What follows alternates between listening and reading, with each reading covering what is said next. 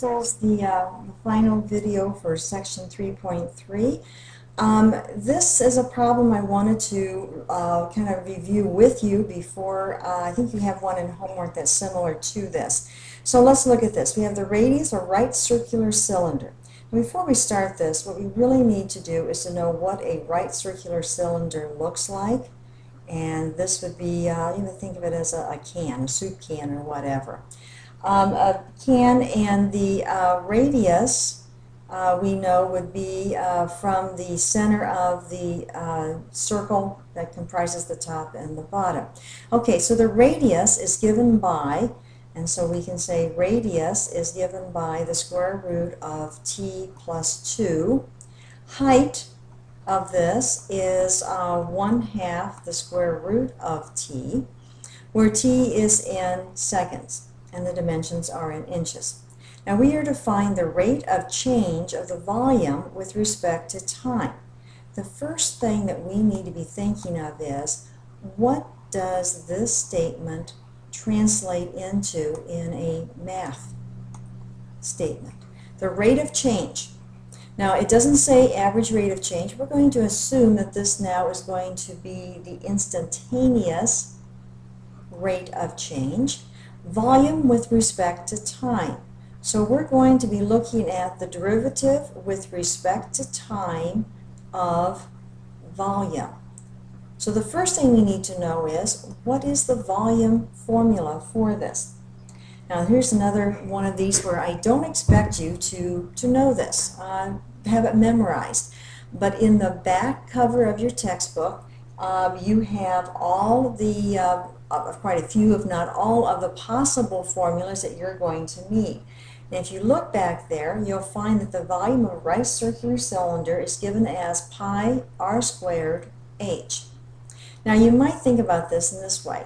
Pi r squared, area of a circle, h, height of the cylinder.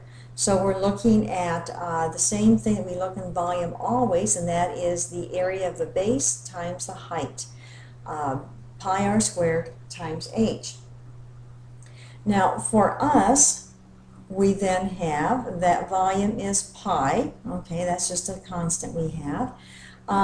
Radius is given by this, so we have the square root of t plus 2 quantity squared times the height, which is 1/2 square root t. So this is our radius and this is our height. So volume equals pi times t plus 2, we're squaring the square root, times 1/2 square root of t. If we want to find the rate of change, okay, that's what this is referring to. The rate of change would be the derivative of volume with respect to t.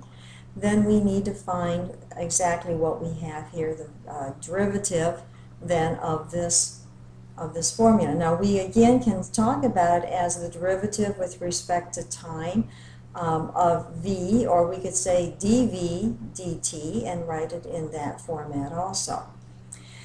In order to get to that, you might want to consider rewriting this into another format, such as you might want to think of it as pi divided by 2, the square root of t, times t plus 2.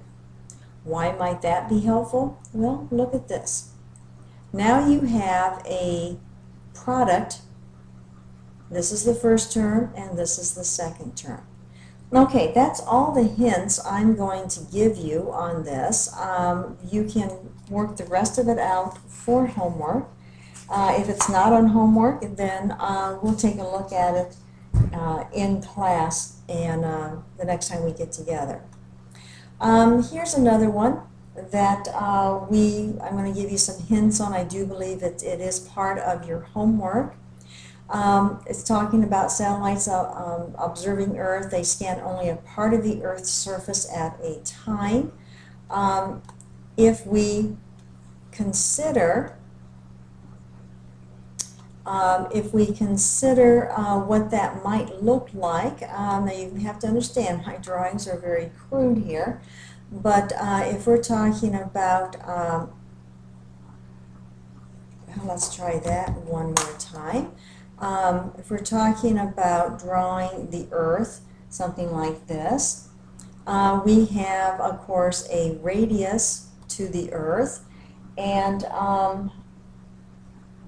so the radius of the Earth would go from this to here. We also then have this extending out, and if we have this then become tangent to the Earth, there's a property of geometry that says that a tangent to a radius drawn to the point of tangency, that tangent line is perpendicular. We have an angle theta, and so angle theta is this angle right here. So the satellite sitting out here, it is beaming its signal to the Earth. The sensors can measure an angle of theta, and what we are wanting to do is to verify that h, now the value of h is the height above the Earth, so it is from this portion to this portion, so this is the value of h, and of course then this would be the radius of the Earth, to verify that this distance above the Earth is the same thing as knowing the Earth's radius times the cosecant of this angle theta minus 1. So you need to, of course, remember cosecant is the same thing as 1 divided by sine theta. We need to, let's see, what else do I need to tell you about this? It's a right triangle, and if we look at the sine of this angle, of course this would also be the radius r.